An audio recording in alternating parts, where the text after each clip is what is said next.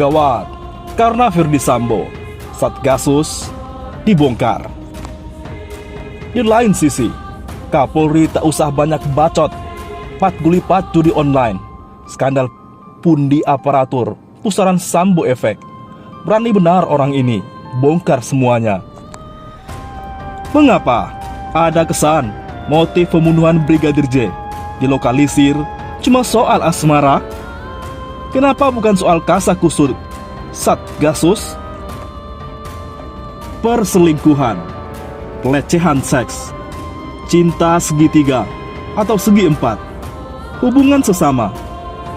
Mengapa kasus pembunuhan Brigadir J terkesan hanya berputar keempat soal itu motifnya? Hanya lokasinya yang berpindah.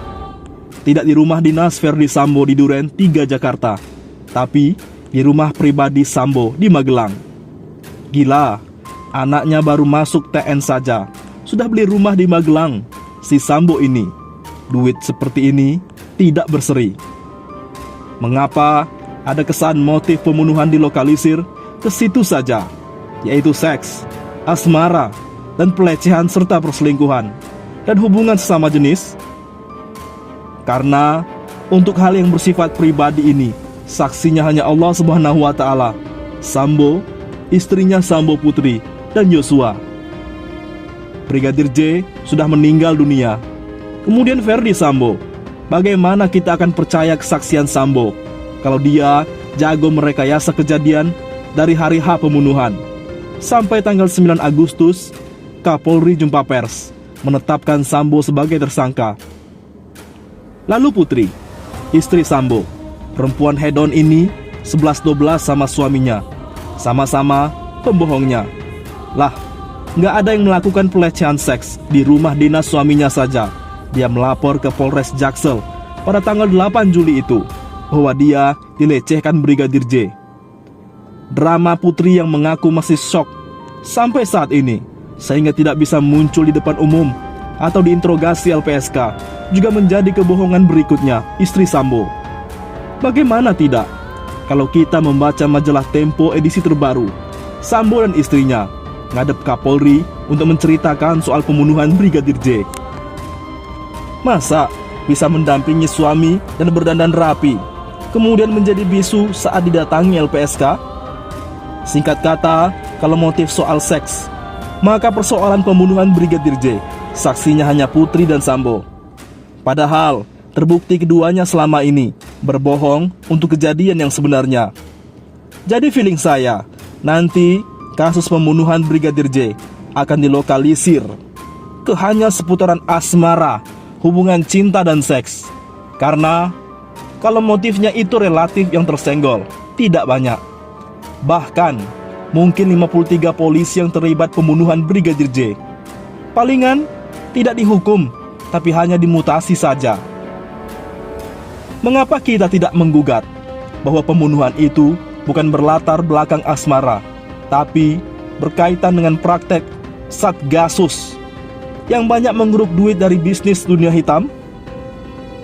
Dari sebuah sumber yang juga mantan penghuni penjara Bareskrim, dia mengatakan bahwa untuk satu kasus yang ditangani Satgasus dari perusahaan investasi bodong dan pencucian uang PTE misalnya, Satgasus bisa mengeruk alias menyita sekitar 2 triliun berupa mobil-mobil mewah, berlian, emas, dan uang cash, baik rupiah maupun dolar. Itu baru satu perusahaan. Hitung sudah berapa puluh perusahaan investasi bodong yang pemiliknya ditangkap dan dihukum, kemudian hartanya dirampas. Lalu, kok bisa barang-barang rampasan tersebut tidak dibawa ke kejaksaan sebagai barbuk? Inilah pintarnya orang-orang Satgasus. Untuk kasus-kasus investasi bodong atau tindakan pencucian uang, mereka mengenakan pasal 378 atau penipuan, bukan pasal tindak pencucian uang. Sehingga barbuk bisa ditahan mereka, Satgasus. Bayangkan, banyak mobil mewah, perhiasan, berlian, dan barang-barang mahal lainnya, plus duit cash. Dari barang dan uang rampasan kasus pencucian uang atau investasi bodong saja, luar biasa besarnya. Tak bisa bayangkan dengan bisnis hitam lainnya. Coba hitung, berapa triliun duit rampasan dari barbuk narkoba. Belum nanti dapat bayaran dari bandarnya. Jadi, kalau ada bandar narkoba ketangkap barangnya dirampas dan bandarnya diperas. Kemudian dari judi offline dan judi online, setorannya juga gila-gilaan. Contoh kecil, kalau ada penjudi kelas kampung lagi ditangkap polisi, misalnya 6 orang, maka masing-masing orang minimal store 50-100 juta supaya tidak diproses hukum.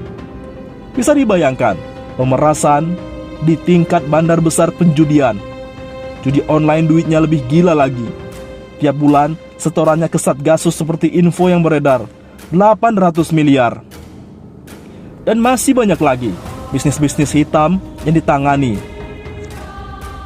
oleh Satgasus ini, di mana uang Satgasus dari jadi backing judi offline dan online, dari bandar narkoba, backing prostitusi, dan lain-lain. Kabarnya disimpan sebuah bunker yang hingga saat ini pun belum ditemukan oleh kelompok polisi yang mencari. Mengapa Satgasus yang diketahui Sambo bisa leluasa bergerak dalam tubuh Polri?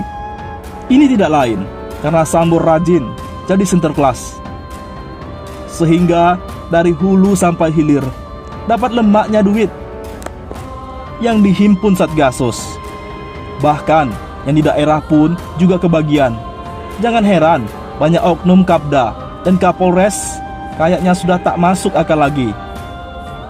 Lalu, apa hubungannya dengan Yosua alias Brigadir J dengan Satgasus? Selain sebagai anggota ajudan Sambo, Brigadir J juga anggota Satgasus. Tentu dia mengerti alias paham betul praktek-praktek kotor di Satgasus. Sambo termasuk ketua Satgasus terlama karena menjabat sejak tahun 2020. Sebelumnya, Idham Aziz yang kemudian menjadi Kapolri menggantikan Tito Karnavian. Kabarnya, Sambo sendiri sudah ngeplot dirinya 2 tahun lagi menjadi Kapolri karena memiliki modal duit yang dikumpulkan untuk bisa mengguyur berbagai pihak untuk meloloskan dirinya bisa menjadi Kapolri baru. Namun, menurut sumber, entah karena kasus apa, Brigadir J yang memegang kartu truf Verdi Sambo melaporkan ke petinggi Polri berbagai video dan foto serta informasi aksi-aksi Satgasus berkait dengan penghimpunan duit hitam. Tak pelak, Sambo pun marah luar biasa karena dilaporin Brigadir J adalah petinggi yang juga ingin jadi Kapolri. Jadi, ini ada perang bintang untuk saling menjatuhkan untuk merebut singgasana Trunojoyo I alias Kapolri baru. Coba perhatikan berbagai keterangan yang menyangkut penyiksaan yang dialami oleh Brigadir J sebelum dibunuh. Kalau hanya sekedar asmara atau perselingkuhan, mengapa Brigadir J harus disiksa? Ini kan seperti interogasi polisi sebelum dieksekusi. Pengakuan apa yang sebetulnya ingin didapat Sambo dari Brigadir J? Lalu mengapa setelah disiksa habis lalu harus dihilangkan nyawanya?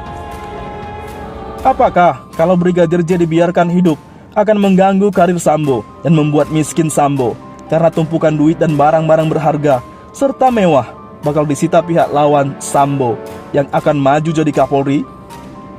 Sebagai mantan wartawan investigasi, naluri saya mengatakan, ini tak sekedar asmara, perselingkuhan atau pelecehan seks. Ini ada masalah yang lebih besar.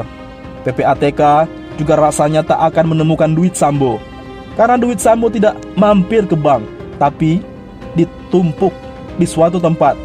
Dan salah satunya Brigadir J yang tahu. Di mana? Mari kita berburu harta karun Sambo. Ditulis oleh Nanik S. Deyang. Bagaimana menurut pendapat Anda?